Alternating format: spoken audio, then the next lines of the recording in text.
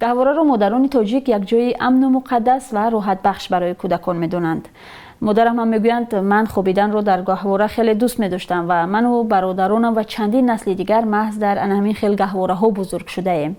با باور مادران تجربه دار وقتی کودک در داخل گهواره گرم و با دست و پای بسته آرام خواب می رود حتما که صحت و سالم و با قد و قامت راست بزرگ می شود. من بچه جان ما همین دور قدیم این گوره موندگی ما همین بچه همیشه به همین گوره کلون کردگی همین گوره که خودم کلون شدگی من همه فرزندم به همین من نبیرگونم هم حوزی در گوره می بندم خیلی بستن. پرپیچ کردن کودک و استفاده گهواره را که از دستیاران اصلی مادران سرکاری تاجیک و یک جای گرم و خوب برای کودکان دانسته می شود، طبی نو اکنون زیاد توصیه نمی دهد. اوزی دیگه ممکن نیست که ما کودک پیچونیم. باید کودک свободný پیش مادرش آزاد باشد. و تخمین هم که در زایشگاه رقم 1 نخست فرزند خود را به دنیا آورد، اصولهای نوی نگاه و بین کودک پسند است.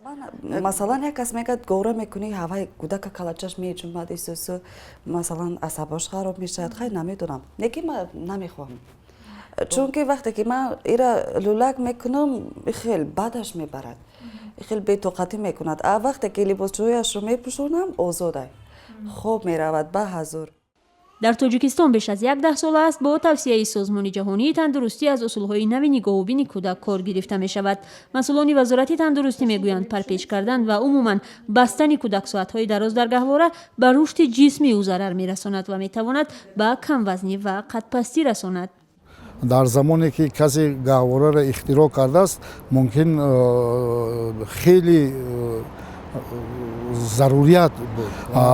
بیاید ما آدمای کلانسال اگر دست و پایم رو بندند و مدت 6 ساعت 8 ساعت یا 10 ساعت اگر در یک حالت یخخیله نگاه دارند چی روح میتید؟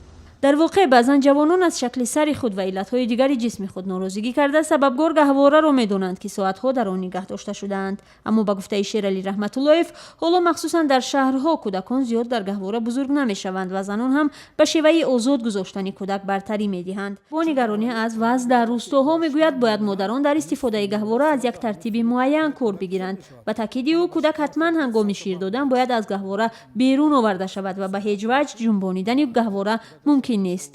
هر دفعه که وای گردن کودک از این طرف اون طرف می رود اگر در وقت تولد آسیب معینه سر دیده باشد این آورده به عقوبت های ناخوش آورده می رساند. بحث ها سر استفاده گهواره در حالی است که مردم شناسان تاجیک میگویند گهواره تاریخی بیش از 1000 ساله دارد. آن قبلا در شکل ارغنچک وجود داشت.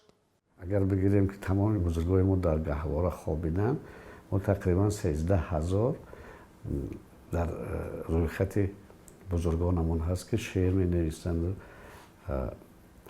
نثر می گفتند و به علم مشغول بودن از تقریبا از عصر 7